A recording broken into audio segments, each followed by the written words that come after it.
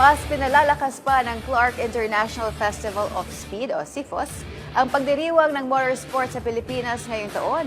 Dahil bukod sa mga kapanapanabik na kirera, magbabalik din ang isa sa mga inaabangang aktibidad ng festival na magtatampok ng mga tagapagdokumento ng naturang sport.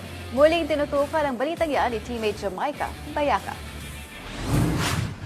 Bahagi ng taunang Clark International Festival of Speed na kinikilalang isa sa pinakamalalaki at pinakainaabangang pagdiriwang ng motorsport sa bansa, ang pagbabalik ng Trackside Frames of Speed, isang photo and video contest sa Clark International Speedway sa darating na Agosto. Lalong pinalakas ang aktibidad sa pamamagitan ng pakikipagtulungan sa isang kilalang camera brand sa bansa bilang bahagi ng hangarin ng CIFOS na mapalawak ang partisipasyon ng mga Pilipino sa motorsports, hindi lamang bilang manonood kundi pati bilang tagapagdokumento ng sport. Matatandaan noong nakaraang taon na nakapagtipon ng kompetisyon ng higit 70 photographers at content creators, ang pinakamaraming naitala sa kasaysayan ng Clark International Speedway na nagpakita ng lumalaking interes ng motorsport sa bansa. Layunin ng programa na mahikayat ang mas maraming estudyante, hobbies at mga nagnanais pumasok sa larangan ng motorsports media sa pamamagitan ng natatanging trackside access at aktual na karanasan sa pagkuha ng mga races. Ayon kay CIFOS Organizing Director Michael Sonlim, hangad nilang mapalago ang komunidad ng motorsports photography sa Pilipinas habang nabibigyan ang mga kalahok ng access na bihirang maibigay sa mga race weekend.